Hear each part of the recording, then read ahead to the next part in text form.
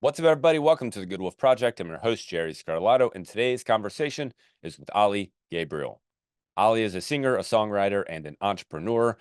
He's gone from singing R&B to not singing at all, to singing country, to building businesses and going into different industries and stretching himself to become a better and stronger person. While Ollie spent a lot of his 20s and 30s building himself as a musician, he basically cut himself off from music for 2 years so that he could explore different parts of himself, so that he could see what else he was made of, and he could start to add things into his life that would bring another level of satisfaction. And that's a big part of what we talk about today. It's figuring out who you are so that you can build satisfaction and fulfillment into your life. Maybe you have something else inside of you that you can bring to the world, and that can bring you another level of fulfillment. Maybe what you currently do, you enjoy, but it's holding you back from finding this other part that can really layer on that satisfaction and fulfillment. And while that takes a lot of courage and bravery to do that, it is definitely worth the effort. It is definitely worth the sacrifice that it takes to be able to shut yourself off from what you're used to doing so that you don't attach to it, which we talk about a lot because, as you can imagine, Ollie was very attached to being a musician. And once he shut that off, it was hard for him to let that go. But then he started finding these other parts, being business owner in a cafe, being a business owner in a digital marketing agency, being a business owner in different parts and areas that he could bring his talents in different ways. So you're going to really enjoy this conversation. Ali is a very versatile person, and I strongly recommend I actually listen to some of his country songs.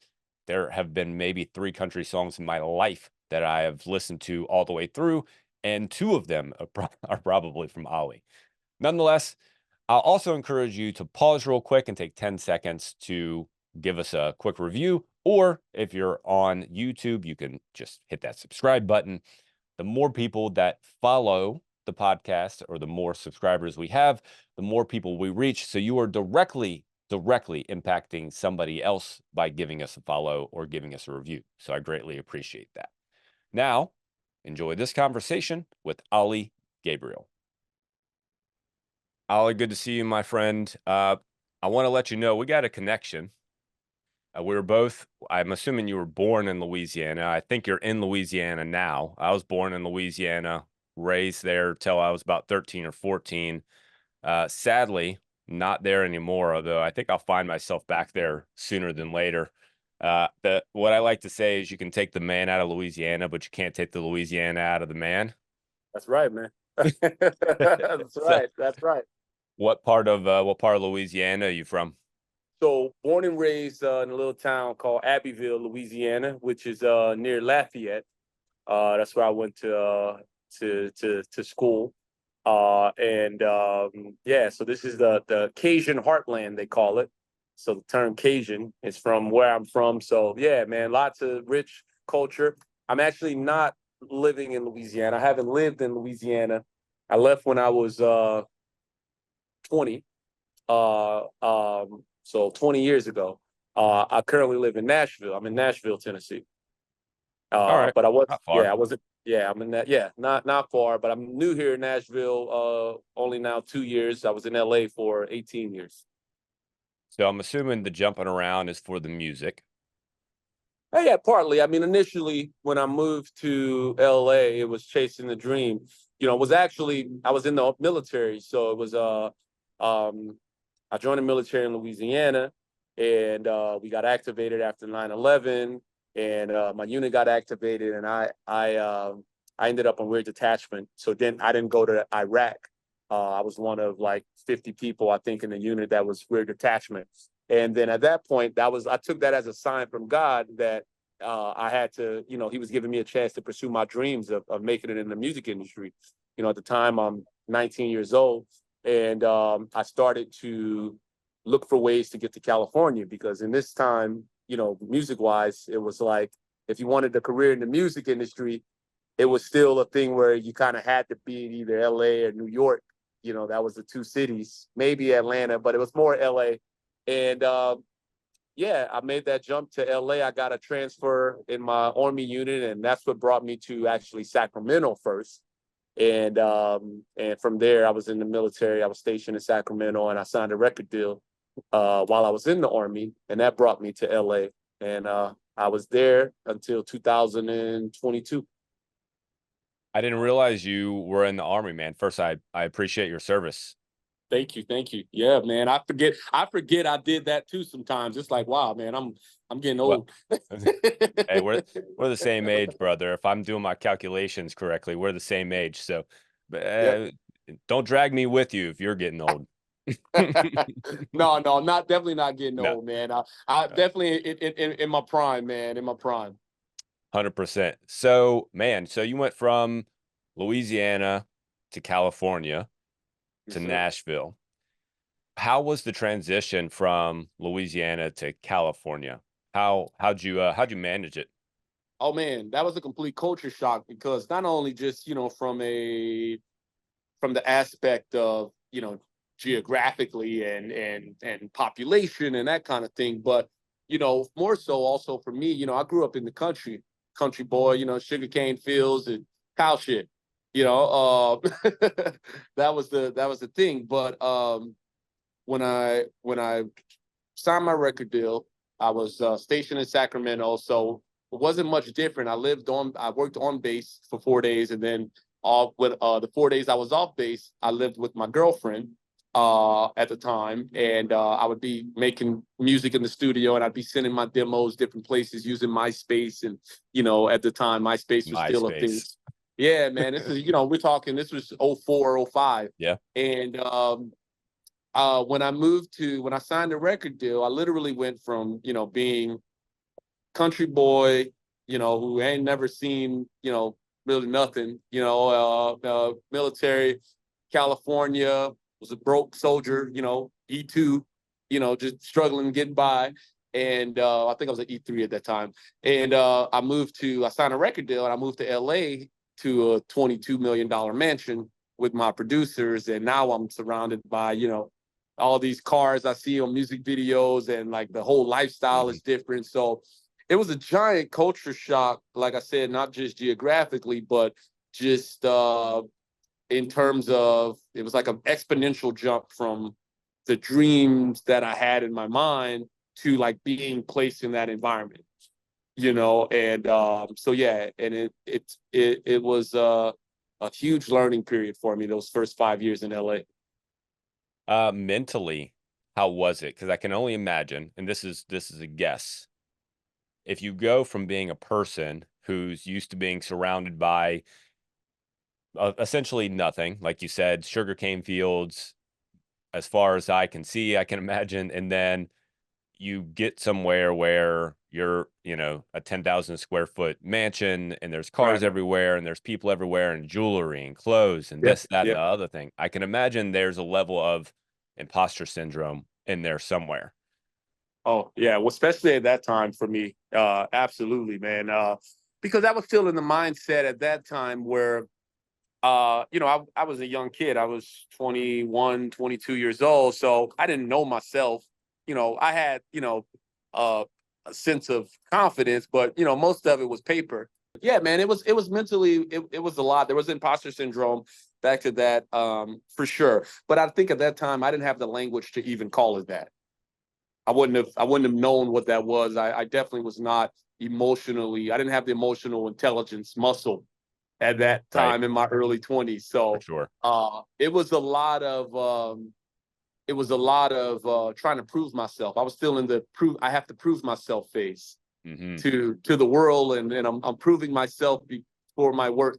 And I hadn't discovered true self love yet. So that was the beginning of that journey. Yeah. Well, if you're going to be thrown in the fire, your 20s is the early 20s is the time to be for that to happen. Yeah. By the time you're in your late 20s, early 30s, you're a little more cemented, if you will. Your personality's a little more cemented. Your beliefs about the world are a little more cemented. So it's definitely more challenging. If that were 10 years later, who knows what that would have looked like. But in your early 20s, you still don't know how the world works all that well. So you can kind Right. of get thrown into it and kind of figure it out, like you said. Right. Exactly. But Exactly. So that was my journey.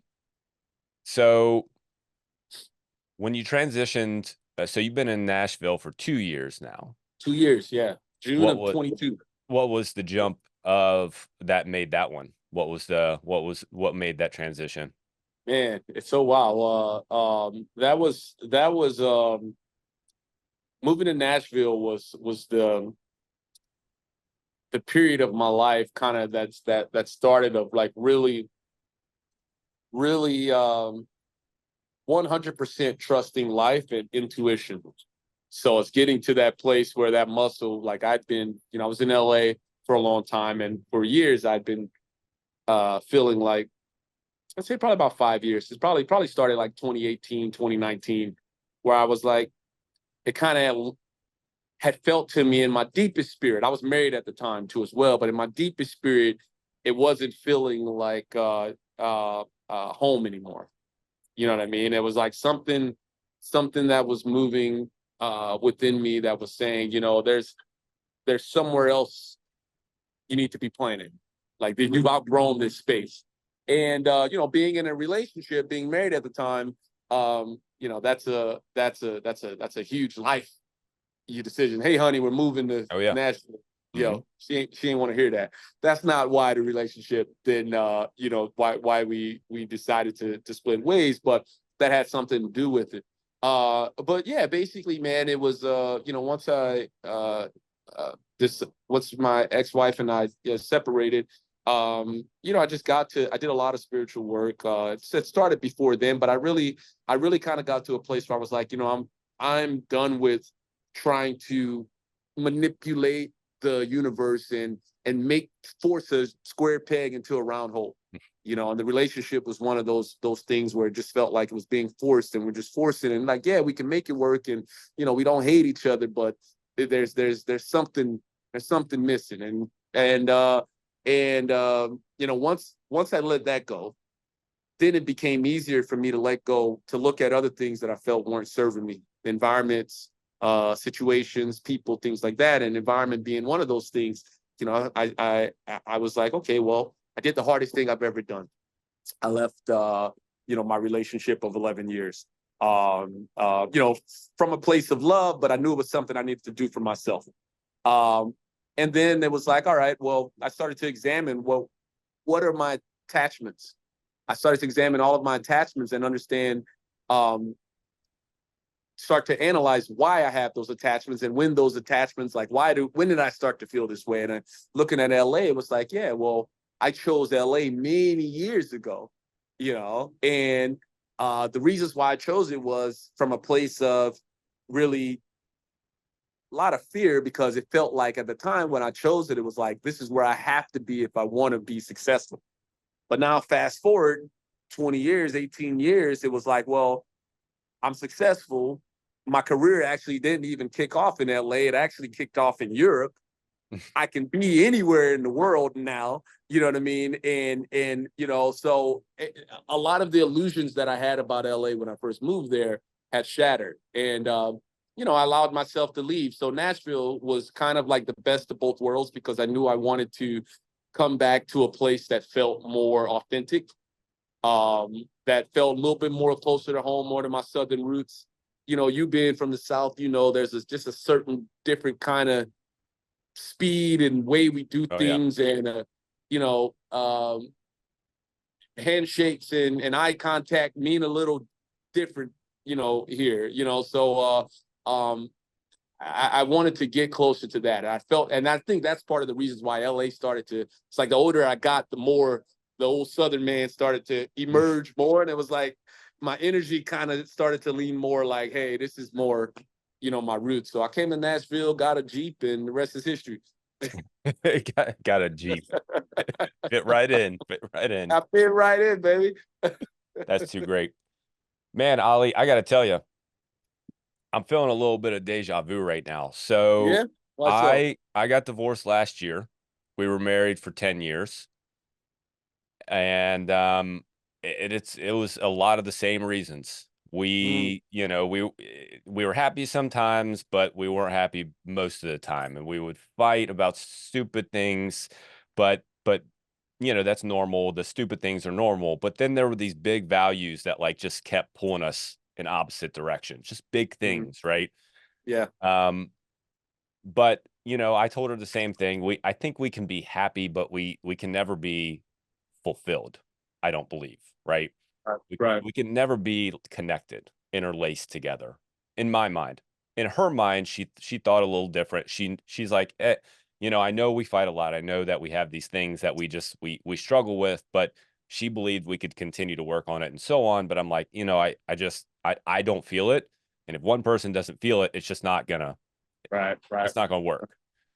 So along with all of that, as that was happening, I was also kind of getting the same sort of like anti feeling that something else was going on. Like something in my mind was just telling me that I needed to start to transition into another season of life, if you will. I also owned a fitness studio for 10 years during that same time frame. Closed that last year too. And and that began my transition, if you will, to the next season of life. Now you went from one place to another place, but you're still kind of encompassing the same world, although your music has shifted a little bit. I'm enjoying the country, couple of the country songs you put out Yeah. lately. Thank you. Very good.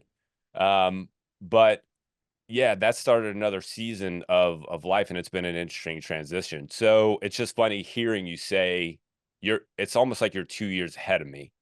Right, right, right. No, I get that, man. I get that, and congrats to you, man, on following that intuition, because I when I share my story with people and I've had conversations, and I feel like God has sent me, or at least there's people in my orbit that have come into my orbit that I've been that person 2 years ahead of where they are. I have another friend who that I met when I came here, who was going through a similar thing, like an ending of a long-term relationship, right? And that I feel it's harder to make a move. It's harder to go from good to great than from bad to good, because like and that was my situation. It was like, it wasn't a where'd I go? Sorry about that. Uh-oh. You're good. Can you hear me? Yep, I got you. It wasn't a terrible marriage. It wasn't even, I would say, a bad one, but it was less about her and more about this knowing, this deep knowing. And I think that we always know, whether it's in a relationship or it's in the job you're in, business, and it's in, like, we always like that soul. That's why they say trust your gut. Mm, And we always know right away, because I knew right away even before I said I do.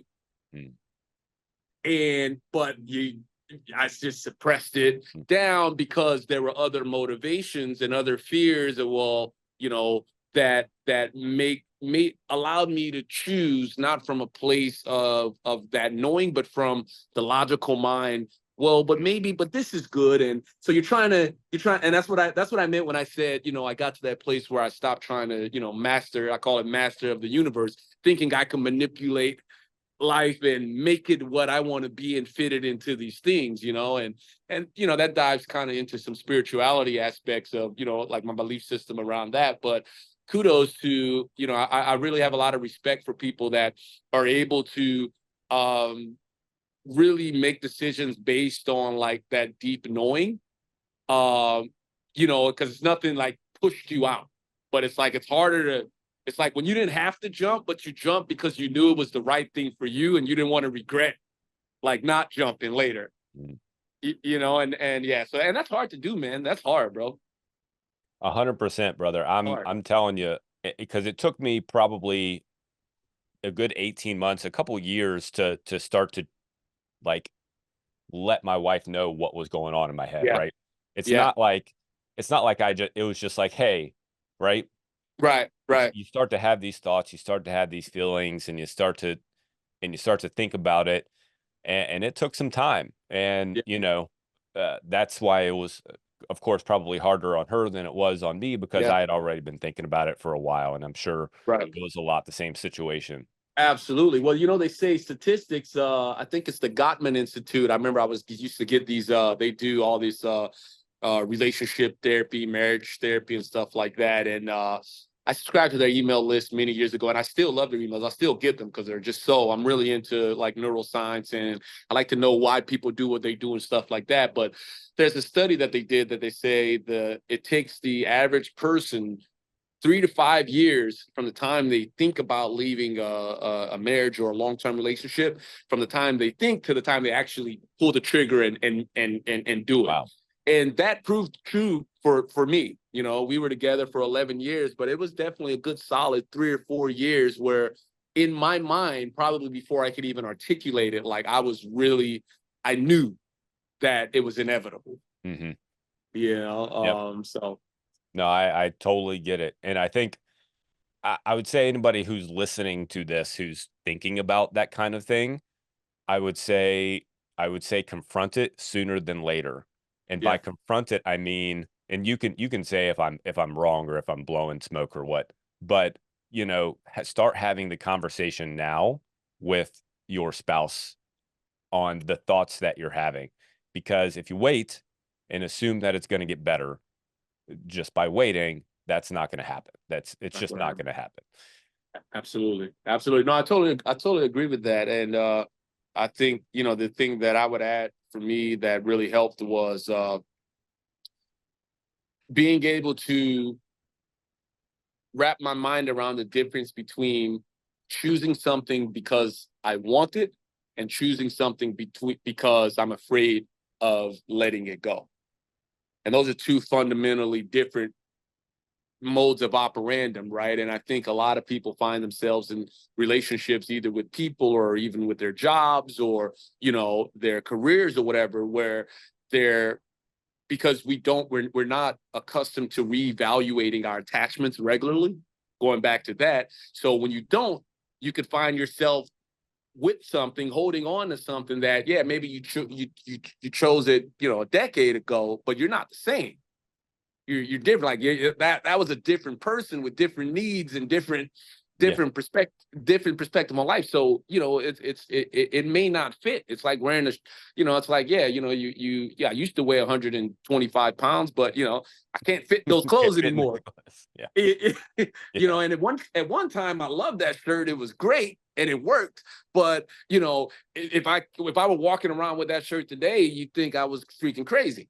Hmm. You know, and I kind of look at attachments the same way and relationships and things, and that's why I think it's really healthy to make it, you know, whether it's once a quarter or at least once a year though. You know, I try to constantly always go back and evaluate my own motivations and my own attachments and you know why my own ideas, like just challenge them. And when you do that honestly, you surprise yourself. I surprised myself. That's why I took a 2 year break from music, because even with that, it was like I realized that I'd been kind of chasing down this rabbit and doing all the things and moving the wheels, and yeah, it looks successful from the outside, but you know, I was sharing with a friend earlier, I definitely got to a place where I wasn't even doing it for me. It was because I was afraid to let go. Like, who am I if I let this thing go? What would the world think if I say, oh, I'm not going to start putting out music anymore, or I'm not going to make this my thing anymore? And you know, I tested that. I did that. I came to Nashville. I'm just starting to release some new music, but for the most part, man, since the pandemic 2021, that really showed me, it started to expand me. That was one of the attachments. It was like, yeah, I love this. This was my dream. And is this still, is it the same? Do I have the same relationship with it? So, and I realized that, oh yeah, my relationship with the dream has drastically changed. Whereas before, when I started, it was from a place of, as a young kid, you know, growing up and you know, pouring all this stuff, it was from like, I need this dream. I'm doing this because I gotta make everyone. It was more of an I told you so thing, or it Hmm. was like the Oh yeah. prove myself kind Hmm. of energy. Whereas now I don't have that energy anymore. So the motivation, it's not like I don't have, I'm not trying to, I don't have anything to prove to anyone anymore. I don't care. You know what I mean? Like I don't care about what people think as much anymore. So I had to find a new way to fall in love with making that music, because when I took away the urge to think I needed to become something, or that I had to be something other than who I am and what I am now, then it's like, okay, well, why even do it? So it took me 2 years to figure that out. Mm-hmm. And, during that time, I allowed myself to expand into other areas. I'm here in Nashville. I'm actually sitting at a cafe that I'm part owner in, and I got a nightclub venue that's opening in October, and a digital marketing company that I started. And, I got into, really expanding a lot of the other sides of myself that I've always been interested in. I just was so attached to one identity of who I thought I was that I never allowed myself to fully give energy to those things. And it's almost like you wouldn't have been able to feel complete potentially, like if you would have never done that. Meaning, Absolutely. if you never set music aside for a period of time, had the bravery, by the way, that's very brave to do that, to set that aside, something that you've relied on for so Right. long, that's been a Right. part of your, not only your financial wealth, but your identity, who My you are. identity, 1000%. Setting that aside, that takes a lot of bravery, by the way. So to set that aside, you would have never been able to find these other things. You would never be able to find a different level of Yeah. entrepreneurship, to be able Yeah. to get into this thing and get into that thing, get into the cafe. Like, you never would have been able to do that. And it's like, now you probably have a whole nother level of satisfaction with life. Yeah. 1000%, man. 1000%. Um,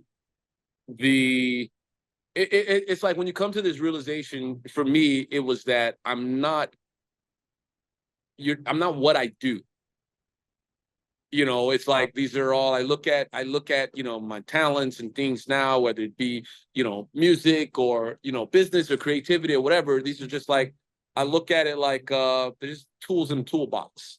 And, I'm here to give my service to the world. So I'm walking with my freaking toolbox in hand, and I got all these things in it. It's like, oh, well, you need help like marketing your business or whatever. Yeah, I can help you with that. You know what I mean? You need, freaking styling help. You want coaching, like whatever. It's like, so it's just really, I've learned how to live more as a holistic being than compartmentalizing myself as these, little microcosms of a whole person.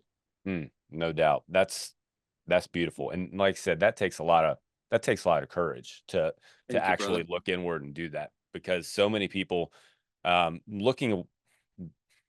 looking at yourself is just hard. It's just Yeah, always hard.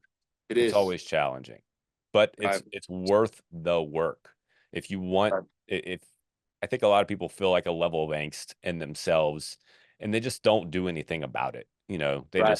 They bury it with social media, or they bury it with Netflix, or they bury it with Right. alcohol, or they bury it with whatever. But if you just take some time to look at yourself, and like you're saying, it's not a 1 day or 1 week or 1 month process. This is a It's a years. workout. Oh It's a day. man. It's a workout. Oh yeah, it is a constant ongoing process that it takes. But if you just do it, and I love the quarterly thing that you were talking about too, actually Yeah. looking at yourself every quarter. That's something that I've done for about 5 or 6 years now, sitting down every quarter and seeing, where am I, what do I want to do this Right. quarter, what's being purposeful about what you're doing. Yeah, yeah, So I love that. I love that. I was a friend and I were talking the other day, and I had this realization. I was like, you know, when you think about it, like we're people, we're well, most of us, we're out in the world, and the world's always seeing us. So when you think about it, like everything outside of you sees you, knows more of what you look like, knows more of how you move, knows more of you than you do, because unless you have a practice for looking at yourself, and this is prompted because you said looking at yourself, it's like how when you wake up in the morning, you brush your teeth, hopefully you're in the mirror, you know what I mean? You see yourself, but you really don't, unless you make it a practice, you really do very rarely see yourself. and that's why I love one of the practices when I'm, doing coaching or whatever.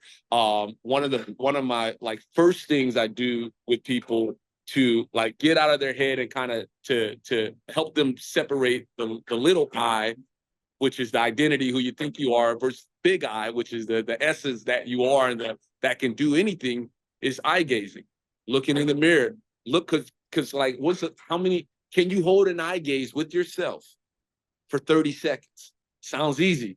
It's difficult as hell. I remember the first time I did it, I couldn't hold my eye gaze for 5 seconds with myself. You find yourself looking away because you're just not used to that kind of engagement with yourself.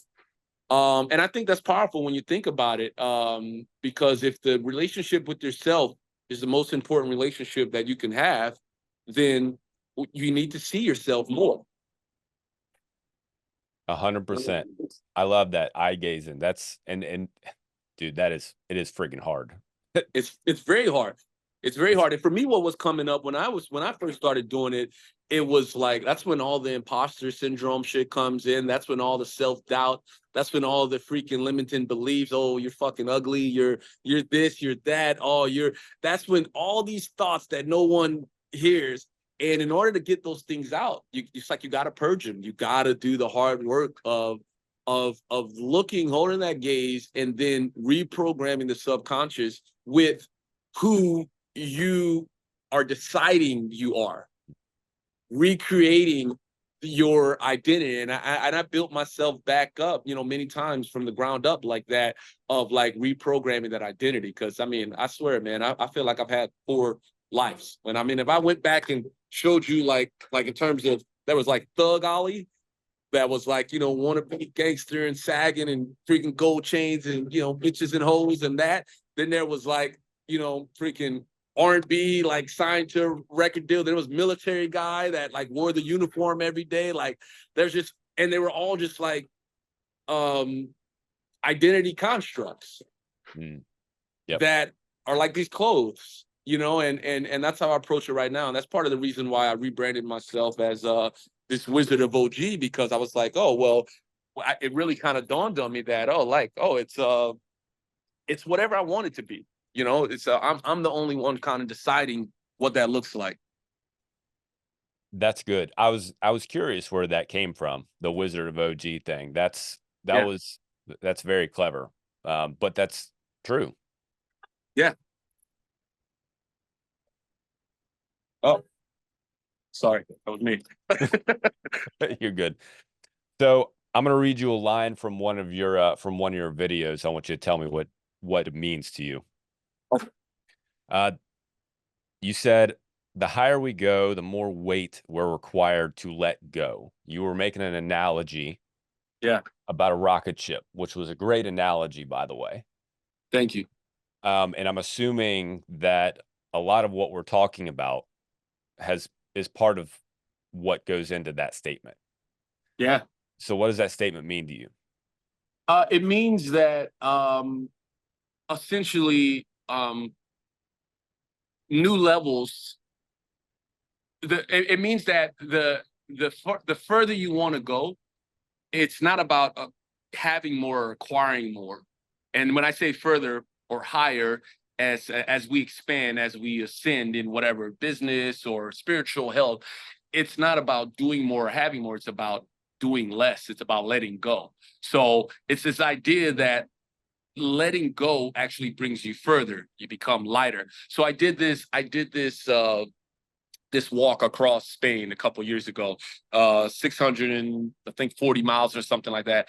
And one of the things that this and I bring this back to this is that if I gave you a backpack that was 20 pounds, a rucksack, and told you, to walk 100 yards, all right, no problem. But it's only 20 pounds, like you won't even feel it.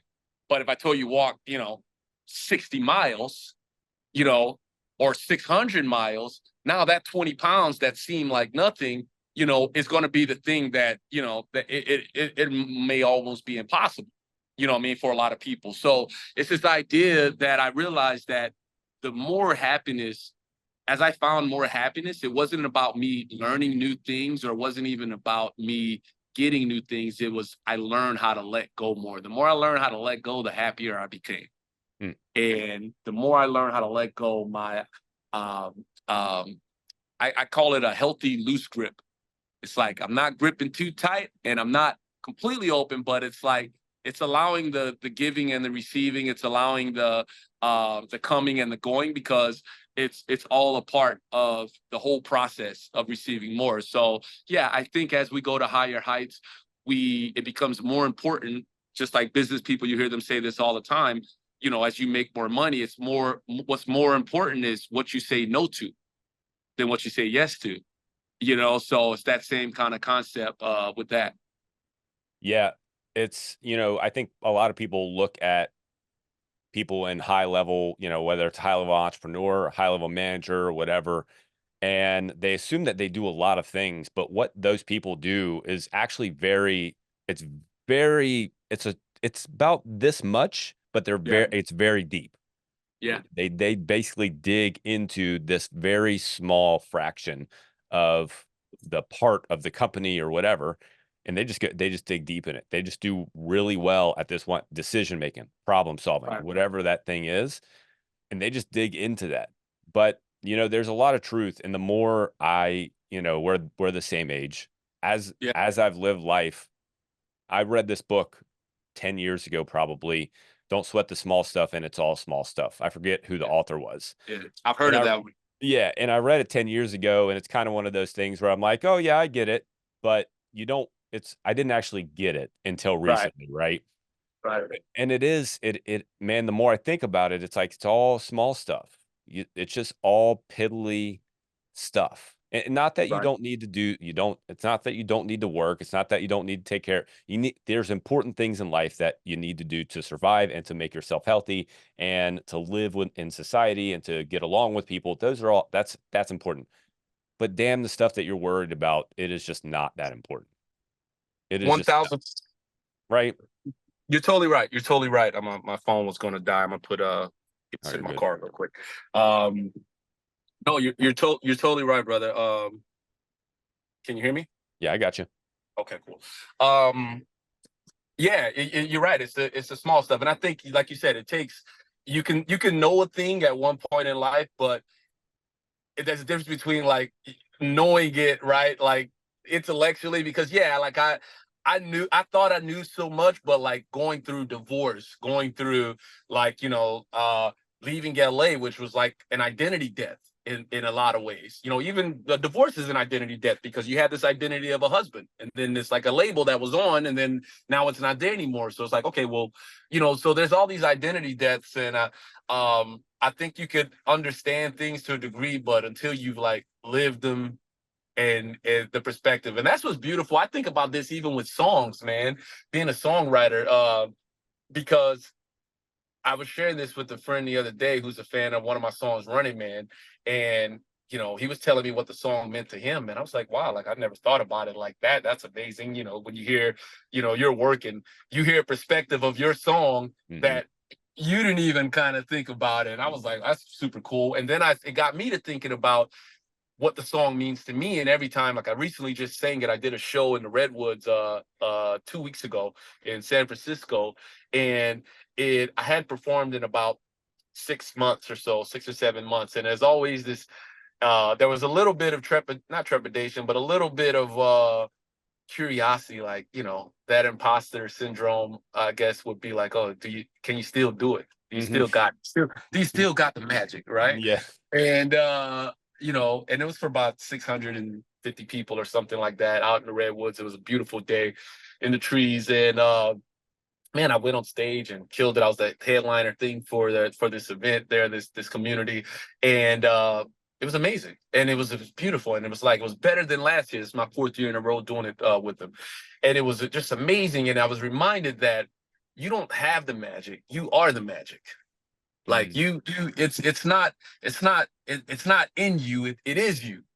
And and it was kind of one of those moments where you come face to face with your gift and with the innate things that are within you, and you realize how um everybody's got that special thing. There's certain things, I don't care who you are. There's something that you can do that's just so like second nature. It's like it doesn't matter if you didn't do it for freaking a year or 2 years.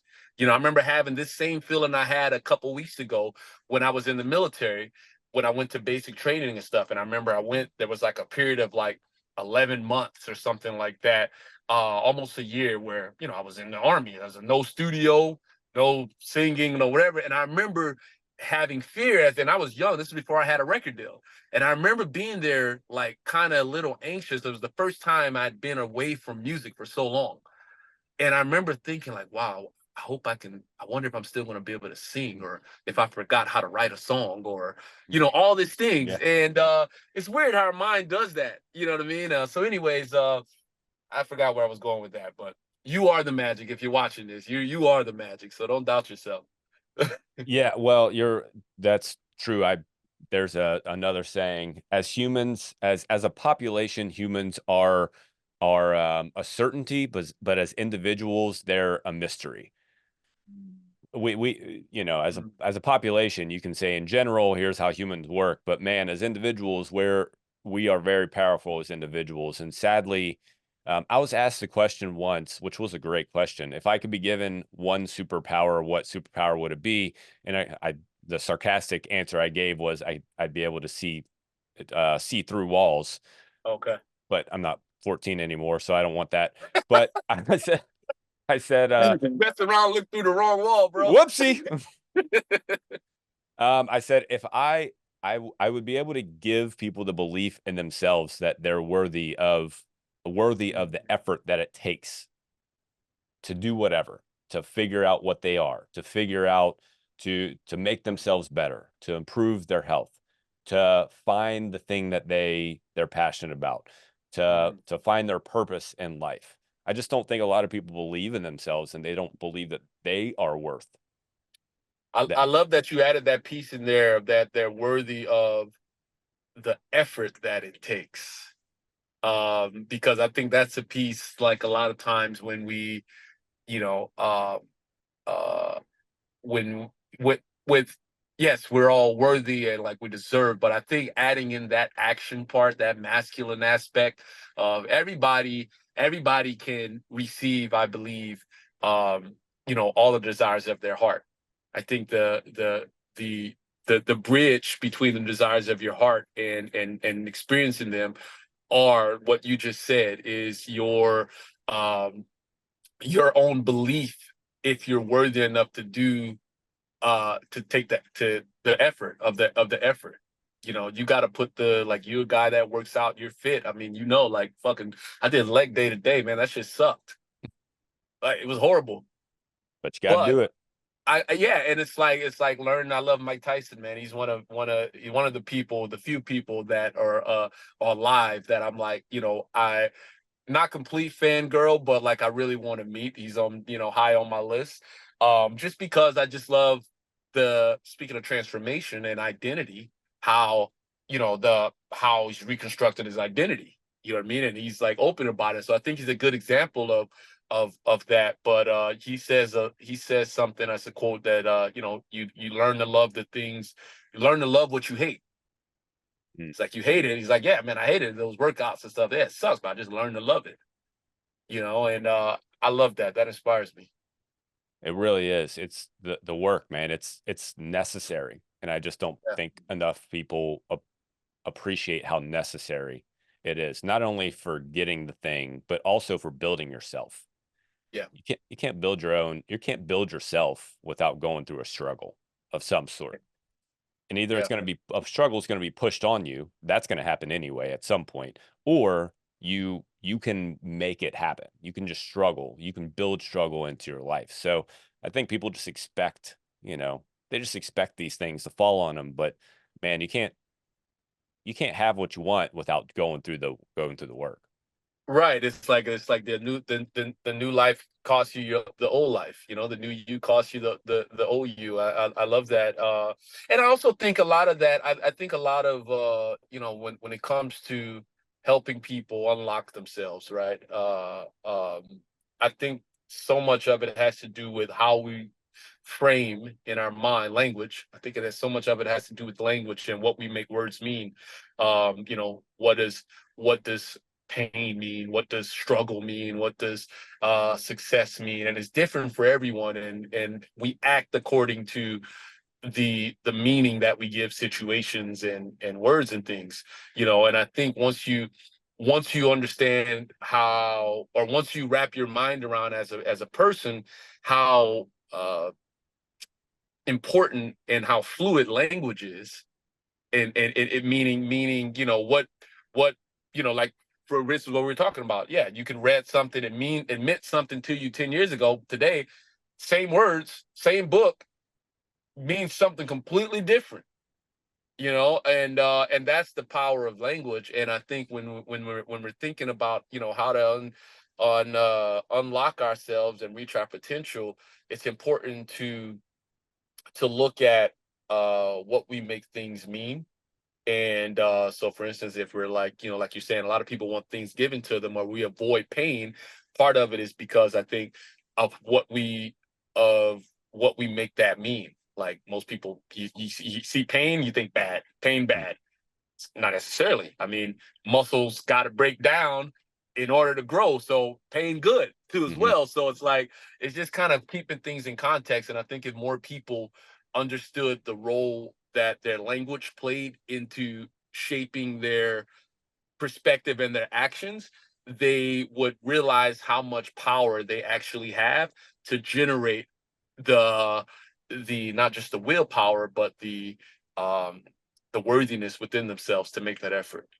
That's beautiful. Ollie, I think we could go back and forth just all day long, brother. Yeah, man. I appreciate your time so much.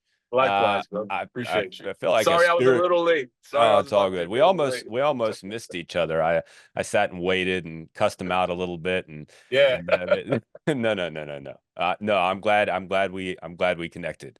But Me too. Ollie, appreciate you so much, my friend. Where's the best place for people to find you? Best place you can find me, Instagram at Ollie Gabriel. My website, olliegabriel.com.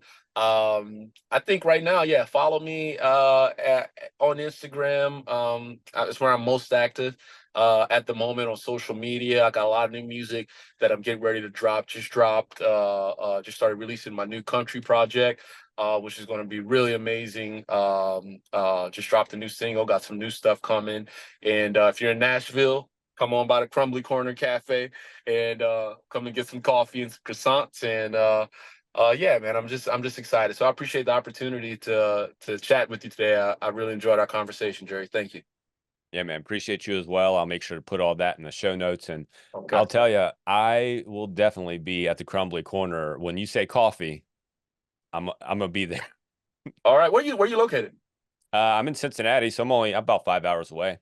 Okay. Okay. Cool. Cool. I've never been to Cincinnati. You know, I can't say that it's anything all that special. The chili is what they're known for. That's the chili. Huh? Yeah, so it is Damn, what it that's the is. best y'all could do was the chili. I'm telling you, nah, they're good. I thought Uh, that was Mexico's. they were trying to copy. I don't know what they That's the got going on. American way. No doubt, no doubt. Ollie, I appreciate you so much, brother. Thanks for your time, man. All right, brother. See you, man. Peace.